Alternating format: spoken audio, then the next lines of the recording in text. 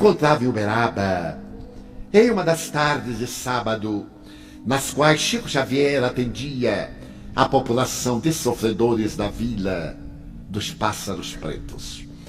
Era um dia de muito calor em Uberaba e estávamos sob um telheiro no qual ele lia o Evangelho e comentava para uma multidão, enquanto outros davam sopa, distribuíam pães.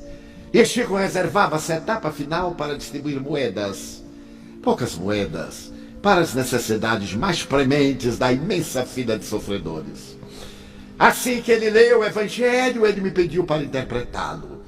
E me disse a meia voz: meu filho, conte uma história real, comovente, que possa estar configurada nos dias da atualidade.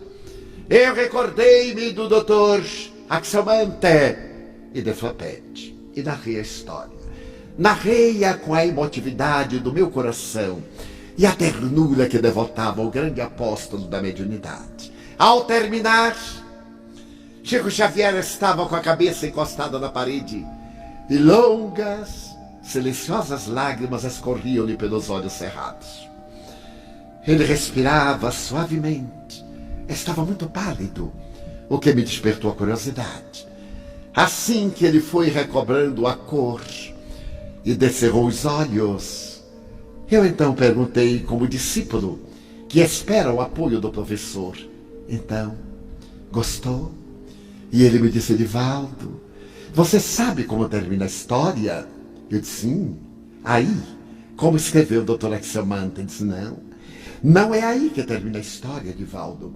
Eu estava tão comovido, acompanhando a narrativa do Dr. Axelmante ao Dr. Nostro, que Emmanuel, o guia espiritual, se me acercou e perguntou-me: Chico, você gostaria de voltar à velha Paris do começo do século e acompanhar o Dr. Nostro? Eu disse: para poder saber como termina a história de Flopete? Se for possível. Então ele me fez um desdobramento parcial e levou-me aos arquivos do pensamento terrestre. E como se estivesse numa sala cinematográfica, eu pude ver o Dr. Axelmante despedindo-se do amigo e ele dizendo adieu, como se fosse despedir para sempre. Desceu a avenida e eu comecei a ler-lhe os pensamentos. O Dr. Nostro se perguntava: Flopete, Flopete, onde está Flopete? E voltou naturalmente à rive gauche, esteve na Rue de Flers e não encontrou informações. A partir dali a sua vida girava em torno da história de Flopete. Aquela tarde, aquela noite, o dia seguinte, o terceiro dia, e de informação em informação, através de propinas a uns e a outros, ele veio saber que Flopete se encontrava atirada numa casa miserável às margens do Sena, aguardando a morte, que certamente não ia demorar.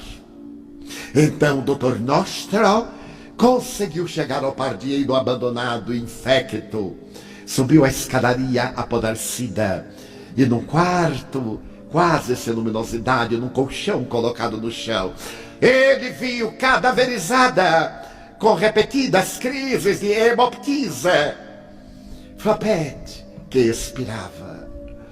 Ele ajoelhou-se, sentou-se depois, tomou-lhe as mãos cadaverizadas e falou-lhe em sueco. Ela tremeu e ele voltou a falar-lhe em sueco. E então ela começou a chorar. Flopete era irmã do doutor.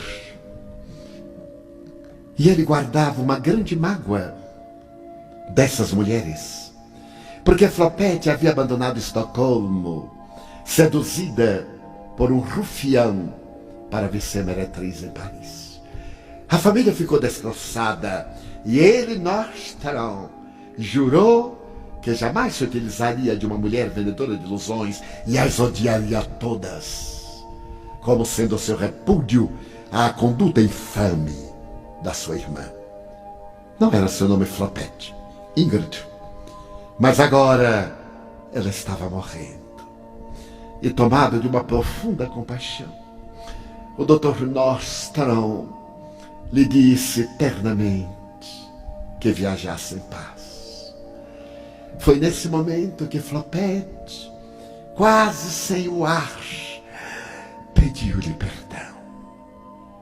Perguntou se seus pais haviam-na perdoado. E ele disse: mamãe morreu, perdoando-a, dizendo que compreendia a sua loucura, a sua ilusão de menina. Então, chorando copiosamente, Flopete morreu. O Dr. Nordstrom carregou nos braços o cadáver da menina mulher e, chamando pessoas que o pudessem ajudar, tomou providências.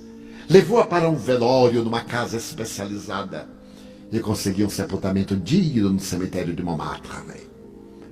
É assim, meu filho, que termina a história de Flopete, que nem o Dr. Axiomantes soube, porque o Dr. Nordstrom nunca desejou contar-lhe, porque se sentia constrangido. Toda vez que você contar a história de Flopete, pode concluí-la com a informação que Emmanuel nos ensejou nesta tarde. A história de Flopete é inegavelmente a história da atualidade. A louca jornada na busca da ilusão. A necessidade de viver a labareda crepitante do prazer, que termina por consumir a mariposa que voa à sua volta para aquecer-se. Vivemos a hora do sonho, da fantasia, da busca dos 15 momentos de holofote, 15 minutos, de brilhar a qualquer preço. E embora a nossa seja considerada uma sociedade que tem alguns milhares de religiões, de denominações religiosas, é uma sociedade sem religiosidade. Há o rótulo religioso, mas não há o sentimento de religiosidade. Porque o sentimento de religiosidade é o sentimento de transformação moral da criatura para melhor. A função precípua, essencial da doutrina religiosa de qualquer natureza, é predispor o indivíduo para a sua vida imortal, porque todas as religiões preconizam que a vida é patrimônio da imortalidade. Entramos no corpo e saímos do corpo, mas não saímos da vida. Berço não é o começo da vida, é a porta de entrada do corpo. Túmulo não é a porta de saída da vida, é a porta de saída da matéria, porque continuamos na vida.